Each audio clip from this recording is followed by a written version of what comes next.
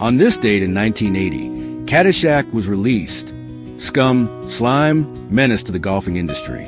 You're a disgrace and you're varmints. You're the lowest members of the food chain, and you'll probably be replaced by the rat. After filming ended and the rough cut came in, it was too long, and over 2 hours had to be cut. This also included key parts of the main plot, and the film made no sense. So more money had to be spent on a mechanical gopher to add extra comic relief and to tie the picture together. Writer/producer Douglas Kenney was adamantly against the final addition of the gopher to film. Director Harold Ramis suggested that a live animal play the gopher. Rusty Lemirande had been a professional puppeteer through his college years and convinced the team that only with the kind of control you had with a puppet could a quantity of material be filmed. He searched for a suitable creature builder.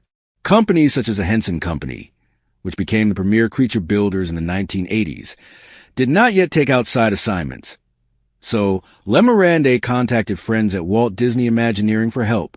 One of the Disney theme park creature designers, Jeff Burke, was willing to create the character, but only on a moonlight basis. Lemirande drew a simple sketch, indicating the range of movement the puppet would require, and Burke fleshed out the remainder of the creature's design with further input from Lemirande. The gopher rod and hand puppet sat in Lemirande's office for weeks. During that time, producers Kenney, John Peters, and Ramis would come into the office to play with the creature, trying to figure out how to integrate it into the film. The noises that the gopher makes are actually vocalized by a dolphin, and the dolphin sound effects used are the same ones that were used for the television series Flipper.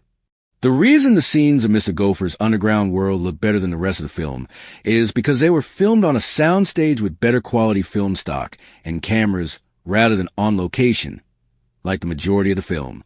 Fun fact, in real life, gophers usually stay away from golf courses. The biggest menace to a course is a mole. IMDb.